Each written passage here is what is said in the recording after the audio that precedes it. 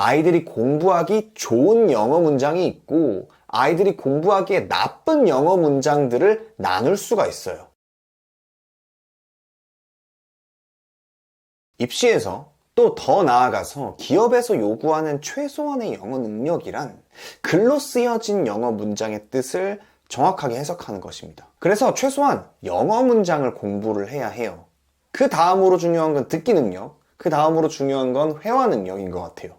뭔가 거꾸로인 것 같죠? 하지만 이게 현실이에요. 우리나라 교육과정에서는. 당연히 회화 능력, 듣기 능력, 독해 능력 이거 다 갖추고 있으면 좋죠. 하지만 최소한 학교 과정, 입시 과정에서 필요한 건 독해랑 듣기입니다. 이론상 외국인을 만나서 한마디도 못하고 얼어붙어도 서울대에 갈 수는 있다는 거죠. 극단적으로 얘기해서 말이에요. 강조하고 싶은 건 영어 문장으로 공부를 해야 한다는 건데 어린아이일수록 문장으로 공부하는 게 어렵습니다. 왜냐하면 문장이란 게 말을 글이라는 상징체계로 치환한 것이기 때문이에요. 글이라는 것 자체가 일단은 추상적인 개념이죠. 아이들은 어른들과 다르게 추상적인 사고에 익숙하지 않습니다. 특히 초등학교 3학년 이하의 아이들이 그래요. 그렇기 때문에 가뜩이나 어려운 영어를 문장으로 공부를 하려면 아이들 입장에서는 답답하고 싫을 수밖에 없죠. 이거를 고려했을 때 아이들이 공부하기 좋은 영어 문장이 있고 아이들이 공부하기에 나쁜 영어 문장들을 나눌 수가 있어요. 당연히 좋은 영어 문장들로 공부를 하면 훨씬 더 효과가 있겠죠. 그럼 어떤 문장들이 좋은 문장들이고 어떤 문장들이 나쁜 문장들일까요? 좋은 문장들은 이런 것들이에요. 시각적이고 원초적인 감정이 담긴 문장들. 그럼 어떤 문장들이 나쁜 문장들이냐? 반대로 시각적이지 못한 문장들, 추상적인 개념들이 담긴 문장들, 이런 것들인데요. 간단하게 말해서 그림으로 그릴 수 있는 문장이냐 아니냐 이거예요. 그림으로 그릴 수 있는 문장이냐 아니냐. 예를 들어 볼게요. 나는 핸드폰을 바닥에 떨어뜨렸다. I dropped my phone on the floor. 이 문장이 있고요. The prices dropped. 가격이 떨어졌다 라는 문장이 있습니다.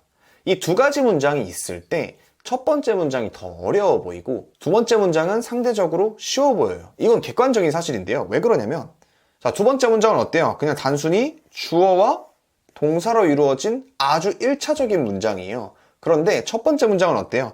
나는 떨어뜨렸다 나의 핸드폰을 하고 전치사에다가 명사까지 나와서 부사구까지 나와 이런 식으로 접근하면 굉장히 어려운 문장이긴 해요. 자, 그런데 한번 생각을 해봅시다. 아이들의 입장에서 생각을 하는 거예요. 아이들 입장에서는 이런 식으로 주어, 서술어, 목적 이렇게 나눠주는 게 오히려 더 스트레스가 될 수 있거든요. 처음에는 이렇게 접근을 하는 겁니다. 첫 번째 문장을 한번 볼게요. 자, 나는 떨어뜨렸어. 내가 어떻게 했어요? 떨어뜨린 거예요. 뭐를요? 내 핸드폰을. 안 돼. 내 핸드폰을 떨어뜨렸어요. 어디로 떨어뜨렸어요? On the floor. 바닥에. 바닥에 떨어져서 바닥 위에 이렇게 있는 거죠? On the floor. 이렇게요. 나는 휴대폰을 바닥에 떨어뜨렸다.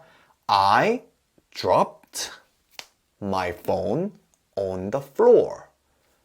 이 첫 번째 문장은 이렇게 시각적으로 바로 보이는 문장이에요.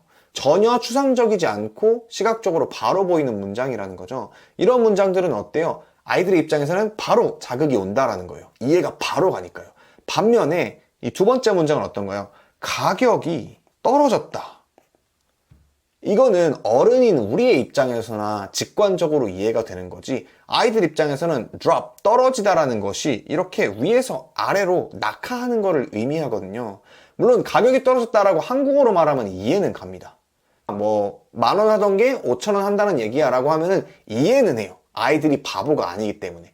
근데 문제는 직관적이지 않고 추상적인 문장이기 때문에 아이들의 뇌리에 오래가지가 않는다는 겁니다. 금방 까먹게 되고 까먹은 거를 독촉하게 되면은 스트레스를 받게 되죠. 그렇기 때문에 좀 더 뇌리에 바로바로 꽂힐 수 있는 이런 첫 번째 문장과 같은 직관적인 문장들을 공부를 하는 게 훨씬 더 좋다라는 겁니다. 예시를 하나 더 들어볼게요. 이렇게 두 개의 문장이 있습니다. 첫 번째 문장은 I saw, 나는 보았다. A cat, 고양이를 on the street, 거리에서. 두 번째 문장은 I see, 라는 문장인데요. I see, 나는 본다 라는 뜻이 아니에요. I see, 알겠어 라는 뜻입니다. 신기하죠? 실제로 이런 문장을 외국인들이 굉장히 많이 쓰거든요. 어때요? 어른들은 유추할 수 있겠죠. 나는 보인다. 보이니까 이해가 바로 가지. 그러니까 알겠어 라는 뜻이 되는구나 라고 머릿속에서 이렇게 과정을 거쳐서 이해를 할 수가 있지만 아이들은 이게 이해가 안 갈 수도 있고요. 이해가 간다고 하더라도 직관적이지 않기 때문에 오래 가지가 않아요. 뇌에 자극이 안 됩니다. 영어가 점점 재미없어질 수밖에 없는 거죠. 반면에 첫 번째 문장은 어떻죠? 고양이가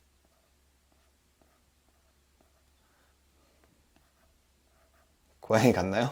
자, 고양이가 어디에 있어요? 스트리트, 거리에. 가로등도 있고요. 전봇대도 있고요. 거리에 고양이가 있는 거를 나는 보았다. 여기 나도 하나 그리면 좋겠죠? 본 거예요.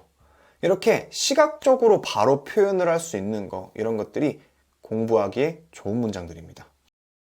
단번에 시각적으로 표현하기 어려운 문장은 이해가 가더라도 뇌리에 각인되기가 어려워요. 아이들 입장에서는 쉽게 접근하는 게 굉장히 중요하거든요. 초등학교 저학년 또는 그 이상이더라도 영어를 처음 시작하는 아이들에게는 영어를 포기하지 않게, 영어에 질리지 않게 꾸준히 영어를 접하는 습관과 좋은 감정을 만드는 게 더 중요합니다.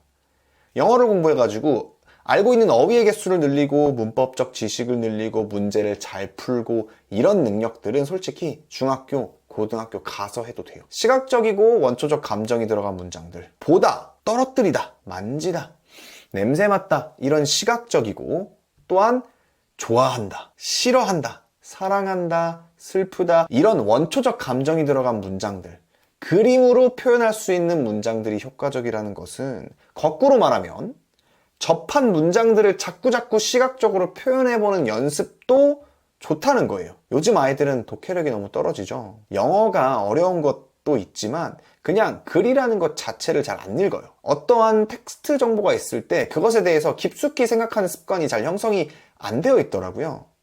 그렇다 보니까 이런 간단한 영어 문장들을 시각적으로 표현을 해보면서, 즉 그림으로 그려보면서 텍스트 정보에 대해서 깊이 생각하게 하는 그러한 효과도 있을 수가 있습니다. 굉장히 나름대로 의미 있는 활동이 될 거라고 생각을 해요. 오늘 이 영상이 도움이 좀 되셨다면, 자녀를 양육하는데 아이들을 가르치는데 힌트가 되셨다면 좋아요 눌러주셨으면 좋겠습니다. 감사합니다.